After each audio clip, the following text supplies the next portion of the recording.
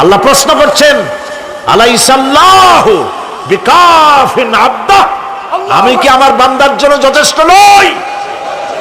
চিল্লায় বলুন অবশ্যই যথেষ্ট। আবার বলেন অবশ্যই যথেষ্ট। কলিজা সাফ করে ফেলেন। সম্রাট শাহজাহান, দিল্লির সম্রাট,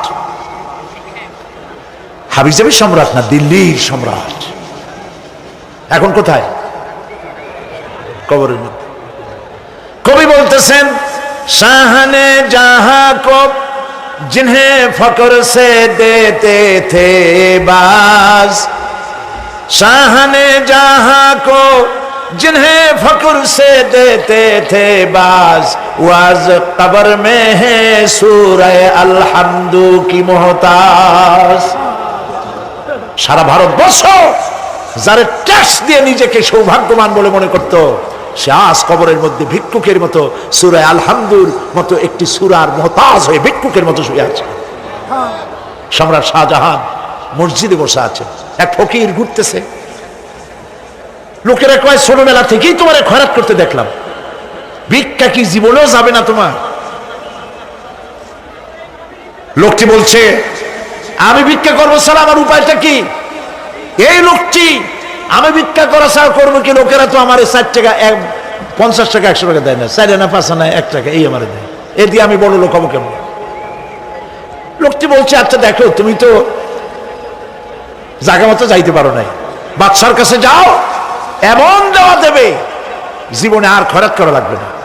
তো বাদশার কাছে কি খয়রাতি যাইতে পারে কোনোদিন? কয় হ্যাঁ, এখন পারবা। কেমনে? কয় সম্রাট শাহজাহান এখন একা একা মসজিদে আছেন। তখনকার এসব বাদশারা অনেকে নামাজি ছিলেন, দিনদার ছিলেন।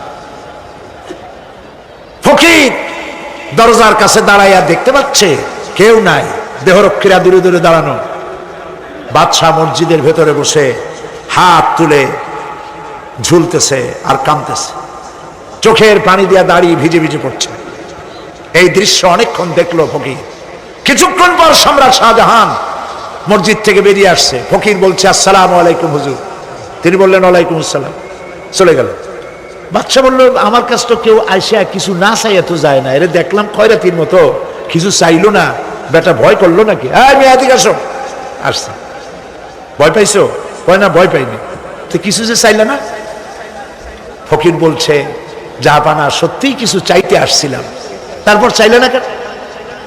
ফকির বলছে, জাহাপানা সারা জীবন ভিক্ষা করেছি, আর আজ দিল্লির সম্রাটের কাছে বেশি পাওয়ার লোভে এসেছি না, কিন্তু আপনার দশা দেখা আমার জ্ঞানের চোখ খুলে গেছে।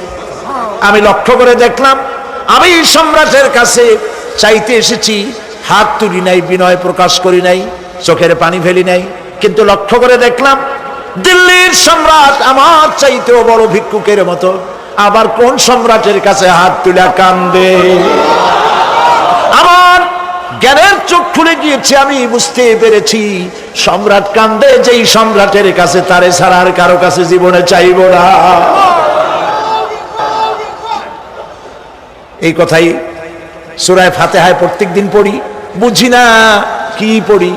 ইয়াকা না'বুদু ওয়া ইয়াকা নাস্তাঈন, আয় আল্লাহ একমাত্র তোমার গোলামি করি আর তোমার কাছে সাহায্য চাই, তুমি ছাড়া কারো কাছে সাহায্য চাই না।